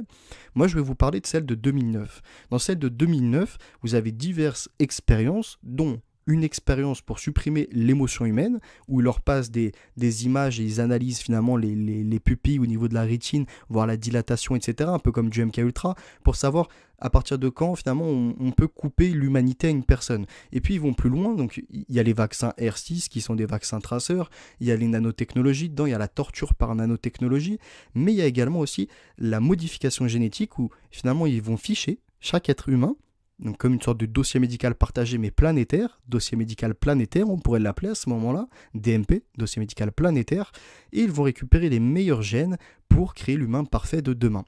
Bon, dans cette série, en dessous c'est des reptiliens, mais le but dans la série de les mettre comme des reptiliens des envahisseurs, c'est tout simplement d'imager le côté démoniaque. Dans la Bible et dans d'autres religions, le démon, enfin le Satan, est représenté en tant que dragon ou plus précisément en tant que serpent. Serpent dans le jardin d'Adam et Ève, et serpent est un reptile. Et d'autres au niveau serpent crocodile, d'accord? Reptile. Et sous ces apparences humaines, entre guillemets, ce sont des reptiles. Ce n'est pas qu'en dessous, il y aurait une espèce humaine et une espèce reptilienne. Non, non, non, non. C'est imagé que une certaine élite, diabolique au fond, contre la création de Dieu, se prend elle-même pour Dieu, d'ailleurs il y en a plein qui le reconnaissent, qui se prennent pour Dieu à faire tout ça, veulent recréer une humanité. Donc pour recréer une humanité, ils veulent tout contrôler. Émotion, la génétique, l'évolution génétique, etc. Donc je vous invite vraiment à voir cette série. Et si je vous parle de ça, c'est parce que dedans, il y a également cette notion de la surveillance, il y a également cette notion d'avoir en constante analyse l'état de santé de chaque être humain sur Terre. Et le projet derrière est bien montré. Le projet, c'est de créer un humain parfait et d'exterminer ceux qu'après qui ne servent plus à rien. Donc les humains servent pendant un certain temps comme cobayes d'expérience médicale pour augmenter. Et puis une fois qu'ils sont inutiles, ils passent à la trappe. Et c'est pour ça que je vous disais que tous ceux qui parlent des Georgia Guidestones, 500 millions sur la Terre, qu'en effet on va vers finalement des décennies et des décennies de stérilisation de masse, c'est-à-dire que petit à petit ça va être une commercialisation de mettre au monde des enfants. Donc on a déjà la GPA, enfin on a déjà la PMA qui a été légalisée. L'immoral sera financé par la sécurité sociale, ni plus ni moins. Et la personne qui fera don d'organes, la personne qui fera don de son corps pour les expériences médicales, ou même qui fera don de son corps pour porter des enfants ou autre, tant qu'il n'y a pas l'utérus artificiel, ce qui est appelé ectogenèse, tant qu'on n'arrive pas à ça, pour l'instant, ça sera remboursé par la sécurité sociale. Donc ça veut dire qu'il y aura des prestations. Ça ne sera pas un salaire qui sera versé par mois, 2000, 3000, non. Ça sera des prestations. Donc le logement de payer, la nourriture de payer. Et quelque part, dans le monde de précarité dans lequel nous vivons et qui s'accentue de jour en jour, il y aura de plus en plus de demandeurs pour être cobaye de ces expériences. Bon, continuons, je me suis éloigné un peu, mais c'est important d'en parler. 31-50. À sauver chaque homme, on est peut-être en train de préparer la mort de l'espèce humaine. Voici ce qu'il nous dit. Et enfin, il nous explique que la troisième étape, c'est l'organe artificiel et génétique. Et là, c'est pareil. Ça, je vous en parle dans le livre. Donc, je vais vous en reparler très rapidement après du livre que je suis en train de créer, en récupérant le meilleur du meilleur de certains ouvrages, d'articles, etc., de recherche, d'heures et d'heures de recherche. Pour vous dire, je suis dessus depuis le mois d'octobre, même un petit peu avant. Donc, ça fait bientôt plus de 6 mois encore, même plus que ça. Et je suis qu'au chapitre 4. Sur 10 chapitres. Donc je vous laisse imaginer l'immense travail que c'est. Et dedans, donc, je parle des chimères, je parle de l'utérus artificiel, ectogenèse, je parle également des couveuses artificielles, du clonage humain, du clonage animal, clonage humain, de la GPA, et donc là je suis arrivé également sur l'usine à bébés nazie. Le monde d'Huxley, où il y a les différentes castes, les gamma, les delta, les bêta, les alpha, etc. Et qui correspondent à différentes fréquences cérébrales. Et pendant la Seconde Guerre mondiale, il y avait des usines ABB nazies, donc à Letburn, il me semble que ça s'appelle comme ça, où ils voulaient une certaine espèce, une certaine race. C'est un eugénisme qui a été fait. Et ça, c'est pareil, c'est expliqué donc, dans le livre que je vous propose. Et Huxley, donc pour revenir à Huxley, il écrivait donc dans Retour au meilleur des mondes, pas dans le meilleur des mondes, dans Retour au meilleur des mondes, donc là où il expliquait aussi qu'il avait oublié de parler notamment des messages subliminaux. J'en parle dans le livre que je vous passerai. Et d'ailleurs, dans le livre que je suis en train d'écrire, je vais revenir justement grâce au travail de Jacques Attali qui va m'amener à approfondir certaines recherches par rapport au cannibalisme et par rapport à ce qu'on voit, notamment, alors il me semble que c'était Lady Gaga et puis d'autres personnes qui étaient vues avec même Abramovich. Alors j'ai plus Marianne Abramovich, il me semble qu'elle s'appelle comme ça. Qui faisait des spirit cooking, où vous voyez des représentations finalement d'humains sacrifiés à moitié, des bains de sang, mais tout ça c'est réel, du coup ça serait lié à l'ordre cannibale, au cannibalisme ancien, qui était de la médecine, qui les protégeait. Et d'ailleurs Attali il en parle un peu, c'est-à-dire que ces sacrifices-là, à un moment, il y avait jusqu'à 100 000 personnes qui étaient sacrifiées, par jour. 100 000 personnes par jour qui étaient sacrifiées. Énorme. Et pour revenir donc à Huxley, je me suis éloigné un peu dans Retour au meilleur des mondes. il explique amener une meilleure santé à tout le monde, donc à sauver toutes les pathologies, donc à repousser la mort, à supprimer des morts, donc finalement un peu la sélection naturelle. Alors je ne suis pas darwiniste, mais une certaine, une certaine harmonie, c'est-à-dire qu'il y a une régulation, un peu comme pour les animaux, hein, comme les sangliers. Si on les laisse se reproduire, ils vont venir détruire les terres cultivables. Si on les régule, donc on dit là on peut en accepter tant sur une telle zone parce que finalement ça ne va pas détruire les cultures et puis ils peuvent vivre entre eux, puis comme ça leur espèce continue, perdure. Il y a une limitation. Donc demain c'est quoi? Et là il va l'expliquer à Tali, il va dire qu'en fait demain, comme on est en train de créer l'homme, et d'ailleurs il dit encore une fois, on voit bien qu'il en fait pas la promotion, il dit que l'homme qui crée l'homme, à partir du moment où l'homme a créé l'homme, bah, ce n'est plus un homme. Alors il ne parle pas d'une reproduction naturelle, hein. Il parle très bien justement de se mettre à la place de Dieu. Donc 32-25. Au lieu de réparer les hommes, on va les produire sains avec une durée de vie un peu comme les objets. Un peu à la time out finalement. Hein. 1979 qui nous dit ça, time out, c'est bien après. Donc pour vous dire que il était au cœur même des bons sujets. Un homme produit par l'homme n'est plus un homme. Il est une machine puisqu'il est façonné. Donc là, j'entends dans sa phrase qu'il n'en fait pas la promotion. Je ne sais pas ce que vous en pensez, dites-moi dans le chat, mais il dit bien, hein, un homme produit par l'homme n'est plus un homme. Il est une machine puisqu'il est façonné. Et c'est pour ça que, par rapport à son discours d'euthanasie, etc., je ne suis pas d'accord parce qu'on ne peut pas tuer une personne comme ça. C'est-à-dire qu'à la place de vouloir la soigner, et même il explique dans les années 79, je ne sais plus combien de pourcents, alors c'est un bon pourcentage de finalement, parce qu'il n'y a pas la sécurité sociale à ce moment-là, c'était autre chose encore, un autre système, parce que la sécurité sociale ça vient en 98, hein, numéro de sécu c'est 1998, d'ailleurs il l'avançait en 1979 que viendrait une petite carte qui nous permettrait d'avoir finalement un peu notre compte médical. Et puis ça arrive après en 1998. D'ailleurs, petite trêve très rapide, petite trêve du moins, petite parenthèse, le code de sécurité sociale vient des machines IBM Oloris qui ont recensé les juifs. Si les juifs ont été recensés, c'est pour l'extermination, donc pas que les juifs, attention, les tziganes, les noirs, les homosexuels, les handicapés, les déficients, tout ça, qui ont été sacrifiés. Et enfin, donc, on va bientôt arriver à la fin de la présentation, il reste encore 2 passages. À 34-40, il nous dit « Le concept même de liberté va devenir de plus en plus perverti.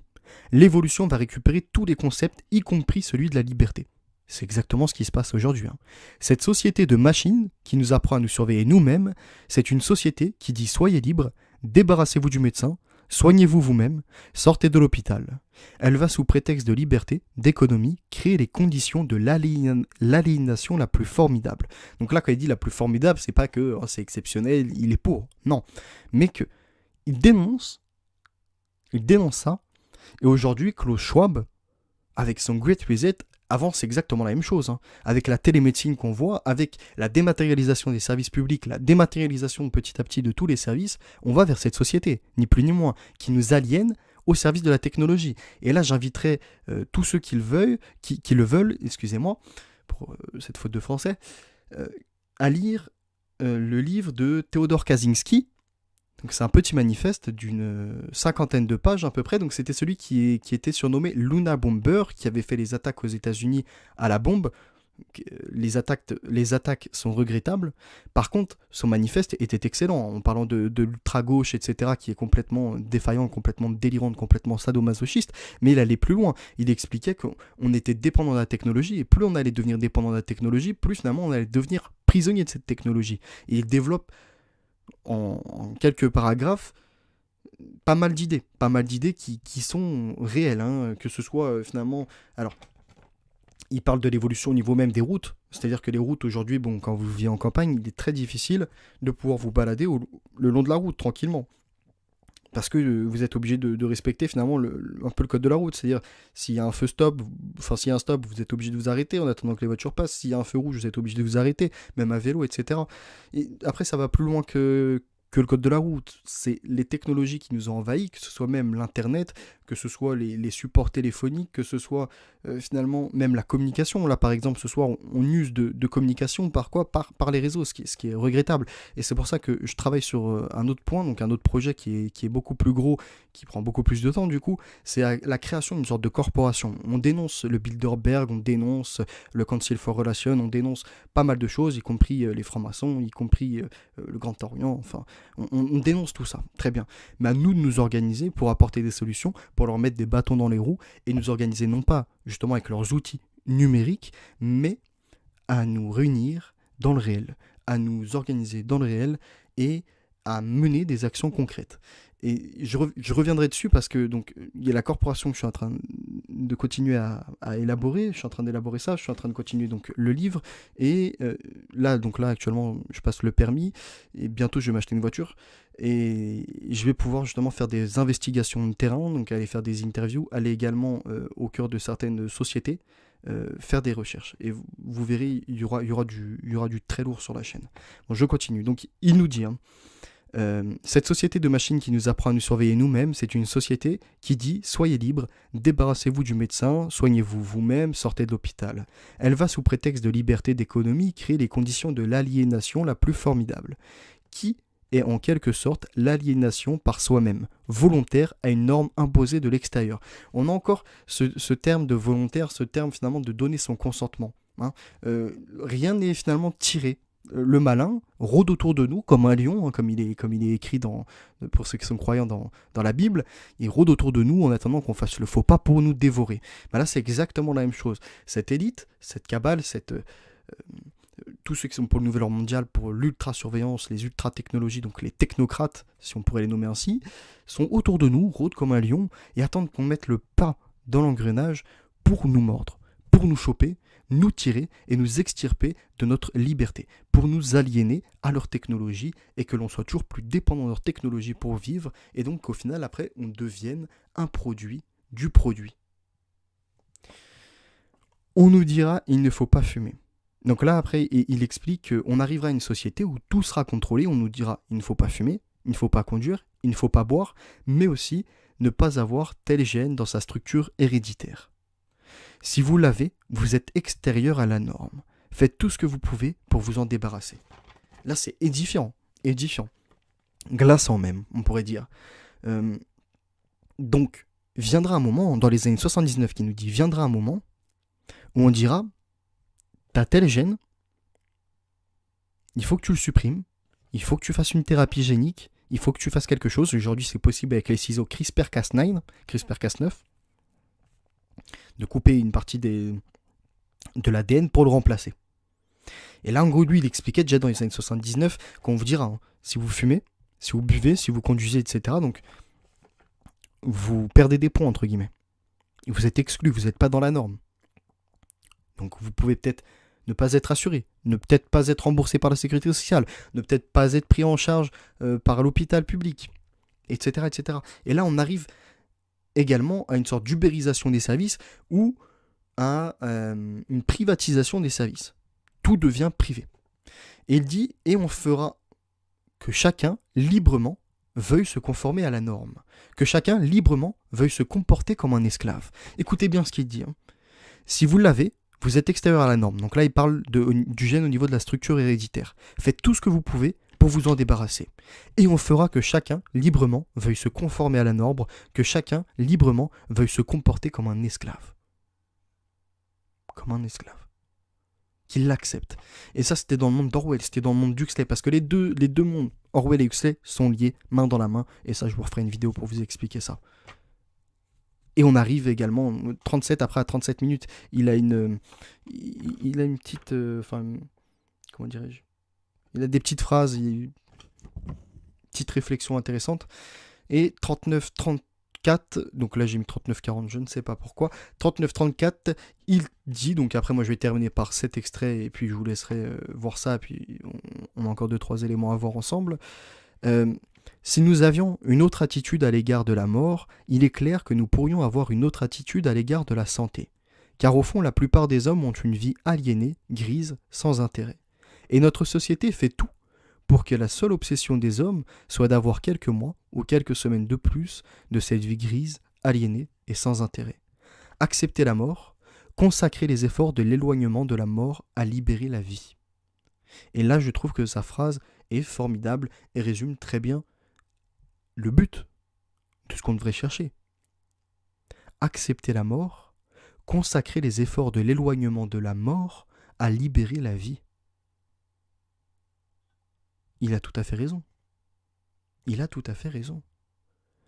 Vaut mieux vivre une vie beaucoup moins grise, une vie sereine, une vie d'harmonie, une vie d'amour, etc.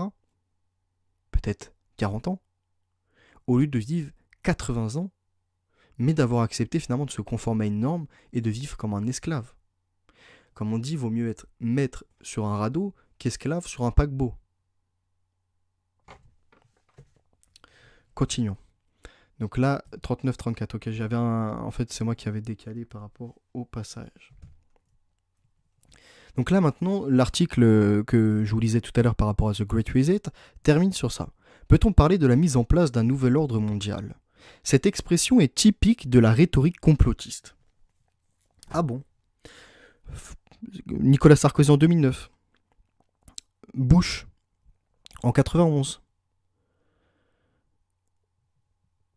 Hollande. Macron. Ah, c'est des complotistes aussi.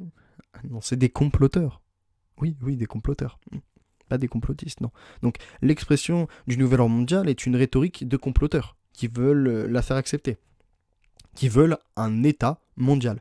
Mais l'État mondial ne se fera pas. Et donc, c'est pour ça qu'on entend parler d'un nouvel ordre mondial, ou plus précisément d'une gouvernance mondiale. Parce que la gouvernance, ça ne sera pas qu'un État. Une gouvernance peut être faite par plusieurs États. D'ailleurs, on le voit, la preuve, c'est avec les États-Unis. Et les États-Unis, c'est un pays avec 50 États. Et ces 50 États, bon, ils ont des politiques différentes, mais ils font partie du même pays. Ben là, c'est exactement la même chose, c'est-à-dire qu'on aura un gouvernement mondial, un ordre mondial, établi pour tous les pays du monde, tous les groupes, les blocs, parce que ça peut peut-être former des blocs, c'est-à-dire que on supprime petit à petit certaines racines, certaines cultures. Nous, pour l'Europe, la France, la Belgique en perd un peu. Après, on peut aller vers l'Allemagne, même s'ils conservent encore, mais on essaye de détruire leur histoire aussi. Enfin voilà, c'est une comment on pourrait dire ça ? C'est une déstructuration de notre identité, un déracinement de nos valeurs, un déracinement de nos principes, de ce qui nous a été transmis, de l'histoire. Il continue donc, elle soutient l'idée d'un changement radical dans la géopolitique du monde et les libertés des populations voulues par un groupe secret conspirateur. La chose, c'est que tout le temps, donc ce qui revient dans ce qui est le domaine complot, c'est que ça sera un groupe de conspirateurs. Et donc, comme on ne peut pas le nommer, ça n'existe pas. Parce que oui, on peut dire c'est le Bilderberg, on peut dire c'est Macron, on peut dire c'est les Epstein, on peut dire c'est les Weinstein, on peut dire c'est comment dirais-je, les Rockefeller, les Bilderberg, etc. Alors oui, il y a des grosses familles dans ça, il y a des grands noms dans ça, mais est-ce que vous pouvez le nommer, ce groupe-là en question ? Pas vraiment. Par contre, la politique qui est menée, elle, on peut la nommer. Elle, on peut la combattre. Donc, au lieu d'essayer de combattre des personnes, venons d'abord combattre leurs idées, leurs politiques, et après, petit à petit, on remontera à la source. Limite, entre guillemets, on ira à l'hameçon. On ira nous-mêmes à l'hameçon pour remonter jusqu'à leur canne et savoir qui tire la canne, qui tire la ficelle. Sauf que The Great Reset ne promeut aucun nouvel ordre mondial. La seule fois où l'expression figure d'ailleurs dans le livre, c'est sous la forme d'une citation de l'économiste Jean-Pierre Lehmann, pour qui il n'y aura pas de nouvel ordre mondial, juste une transition chaotique vers l'incertitude. Du reste, en matière de géopolitique, The Great Reset est plutôt conservateur. Il défend le modèle existant du multilatéralisme. Je sais pas, je ne connais pas ce mot, multilatéralisme. Faudrait que j'aille faire ma recherche, donc il y en a peut-être certains d'entre vous qui connaissent ce mot, malgré son délitement. Je dis quand je ne connais pas, je ne m'avance pas. Les complotistes sont ceux qui s'opposent à tout. Alors là, c'est leur nouvelle méthode. Récemment, sur les réseaux sociaux, se posait la question. Qui sont les complotistes ? Question souvent sans réponse, tant les avis sont opposés ou passionnés. Pourrait-on dire que ce sont ceux qui dénigrent tout? Les vaccins, les complots, les extraterrestres, les militaires, le coronavirus, la droite, la gauche, les gouvernants, les gouvernés, les flics, l'État, les écolos, la forme de la Terre, ceux qui transforment un accident en meurtre, un attentat en complot d'État, une information en fake news et inversement. Et j'en oublie sûrement. En fait, ceux qui sont contre tout et sont contraires. Ceux qui prônent la liberté d'agir et de penser. Et qui, à la moindre contrainte administrative, sautent au plafond en criant au complot, tout en proposant des solutions absurdes, démagogiques et souvent irréalisables car fondées sur une base fausse. Cela ne signifie pas qu'il faut dire amen à tout. Mais au moins, prendre du recul et réfléchir serait la moindre des choses. Cela générerait au moins un peu de sérénité. Donc là, ils sont en train de dire que clairement, les complotistes, c'est des décervelés, des décérébrés qui ne savent pas penser, qui sont allumés, qui sautent au plafond, etc., qui sont contre tout. Ok. Un autre article pour vous dire comment ils bombardent sur le complotisme et comment ils sont paniqués. Le vent de panique au cœur de l'élite. J'ai été un abruti sans esprit critique, l'imprévisible déclic de la sortie du complotisme. Sortie du complotisme, 2 sur 3. Un simple détail peut parfois suffire à renverser une croyance, mais le processus est lent, incertain, et un débat frontal s'avère souvent contre-productif.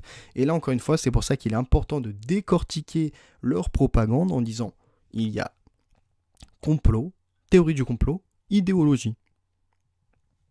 La croyance, c'est l'idéologie. La théorie du complot, c'est émettre une idée, d'accord, c'est pas être dans la croyance, de dire que on ne peut pas réfuter cette théorie, non. On accepte que la théorie soit réfutée à condition qu'en face, pareil, il y a un même travail d'analyse, un même travail de recherche. Les théories du complot vont jusqu'à briser des familles. Les grands titres. Une jeune femme raconte devant les caméras de France Télévisions comment elle est tombée dans la théorie du complot, alors qu'elle venait de séparer du papa, de son fils et de revenir chez ses parents. Dans son mal-être, elle pensait alors avoir trouvé un nouveau cercle. J'aimerais bien voir avec qui elle a été en contact, celle-ci. Sombrer dans un univers complotiste est une expérience extrêmement dure. Alors tout juste séparée du père de son enfant, une jeune femme raconte s'être mise sur internet pour compenser pendant une période difficile à vivre. Elle entre alors dans des groupes qui la font tomber peu à peu dans les théories complotistes. Pour France Télévisions, elle raconte. C'est comme un engrenage qui se met en route. Après, on finit par avoir des contacts qui croient aux mêmes choses que nous, donc on tourne en rond dans le même cercle. On a l'impression d'avoir trouvé une famille. Moi, j'étais tellement persuadé de ce qu'on me faisait croire que je postais des choses comme ça sur mon Facebook. Se souvient-elle? Ah, comme ça, comme quoi, théorie du complot, ah, oui, mais tu parles de quoi? Ok, t'étais en contact avec qui? Enfin, et voilà, ça rentre jamais dans le cœur du sujet. C'est pour ça que je dis, j'aimerais bien voir avec qui elle était en contact, et dans quoi elle croyait d'ailleurs. Si c'est de la croyance, ou quelle hypothèse était soulevée, quelle analyse était soulevée. Une vraie obsession. La jeune femme parle des théories du complot comme d'une obsession. Elle finit par sortir de ces théories qui vont trop loin. Et commence alors un travail dans l'autre sens. Déconstruire toutes ces théories du complot. Au début, on reste imprégné par ça. Quand il se passe des choses, on se dit « ils avaient peut-être raison ». Et après, quand je regardais des choses sur les complotistes, eh bien je riais de moi. Là, c'est tourner en dérision les sujets. Quand je lis les anciens commentaires que je faisais, je ne me reconnais pas, estime-t-elle. Donc là, c'est la dissociation de son... dislocation, non pas dislocation, la dissociation de son être. Une emprise immédiate. Un homme accuse Rémi Daillet d'avoir manipulé son ex-femme et kidnappé ses enfants. Donc là, c'est opposition contrôlée Rémi Daillet. Rémi Daillet, alors il y en a qui donnent leur allégeance par-ci par-là, il y en a qui soutiennent son programme et puis maintenant que ça vient à péter alors que sa santé, c'était nauséabond depuis le début. Mais non. Et puis maintenant ils viennent nous dire ah non, on n'y croyait pas, pas du tout. À part, il y a une personne, celui qui avait donné son allégeance, lui a fait preuve d'honnêteté intellectuelle et a dit j'y ai cru, malheureusement je me suis trompé. Bon, au moins il a fait l'effort, il a été honnête et il a dit j'y ai cru mais je me suis trompé. Les autres, non, depuis le début je trouvais ça bizarre. Je me disais aussi, c'est bizarre parce que lorsque nous on a dénoncé ça, alors il y avait Alix, moi, Lou Divergent et une autre personne, on a bien dit que ce Rémi Daillet, son programme, parce que moi le personnage m'en fichait un peu, c'était vraiment son programme. Quand j'ai lu son programme et que j'ai compris que c'était pas faisable, et lorsqu'on parlait de faisabilité, On nous renvoyait sur mais non, si on commence à faire ça, si ça. Après, il y a une autre personne, enfin, je vais pas citer, je vais pas donner de nom, qui pareil était là, 100% soutien derrière lui. Puis quand on lui a demandé est-ce que tu as lu au fait son programme. Non, non, non, mais c'est très intéressant. Ah oui, mais est-ce que son programme est faisable? Non, non, mais on pourra le faire quand même. On prendra les armes. Et puis bon, il y en a un autre, Roumanie, je vais pas le citer, enfin je vais pas donner son nom. Mais voilà, pareil, hein, aux armes citoyens, non en fait je suis à l'étranger, je suis parti me cacher, puis je ramène des servants, hein, des majordomes, enfin, des pseudo-esclaves, hein, entre guillemets, qui sont à son petit service. Allez, fais le ménage, fais la popote, fais à manger, donne un petit peu de sous. Enfin bref. Complotistes, comment en sont-ils sortis? Un temps fascinés par diverses théories du complot, ils ont pris du recul dans ce podcast.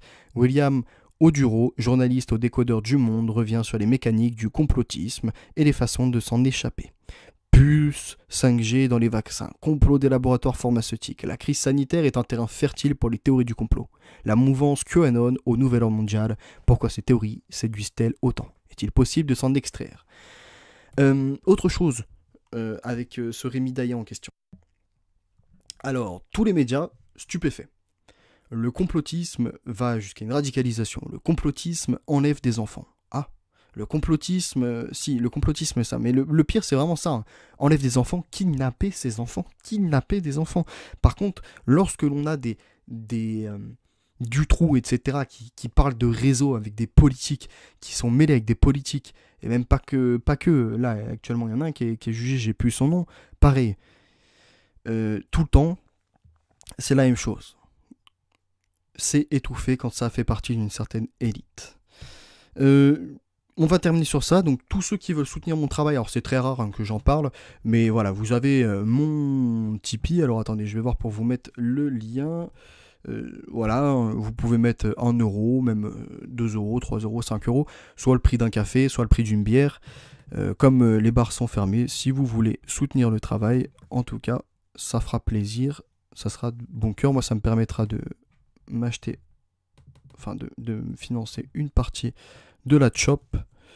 Je vous mets le lien si ça vous intéresse. Dans tous les cas, même, je suis bête, en dessous dans le descriptif de la vidéo, il y a. Donc voilà, si vous voulez soutenir, c'est pas obligatoire du tout.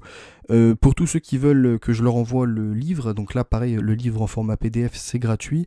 Vous m'envoyez un mail et je vous donne ça. Si vous voulez soutenir, soit le prix d'un café, soit le prix d'une bière, c'est le bienvenu. Je vous remercie d'avoir été là. Et donc moi, je continue mon travail d'investigation. J'essaye également de voir pour la corporation VA. Et voilà, je vous remercie d'avoir été présent. Je vous souhaite une excellente soirée. Et n'hésitez pas à liker, partager. Et si vous pouvez soutenir, c'est parfait. Je vous relirai le chat. Là, je vais quitter. Je vais vite fait aller manger rapidement. N'hésitez pas à mettre des commentaires une fois que le live est fini. Voilà, je vous remercie. Vous avez été quand même 182 encore. Donc voilà, même si 1 euro par personne, ça serait énorme. Bref, même sans ça, 182 c'est excellent. Vous avez mis pas mal de pouces bleus, hein, 148, on a un ratio qui est tout à fait excellent. Et puis bah n'hésitez pas, à la fin du live, là ça a coupé d'ici 30 secondes, à mettre un petit commentaire en dessous, à me dire un peu ce que vous avez pensé du live, ce que vous avez analysé aussi de votre côté, ce que vous notez, etc. etc. Allez, excellente soirée, à très bientôt, c'était Phenotix Evolution. Bye. Et désolé Ozael, je te vois, Chris aussi, Tustrus, Romain, Garden, Ziar Prod, Test Elite, GI, Phoenix. Allez, bonne soirée tout le monde.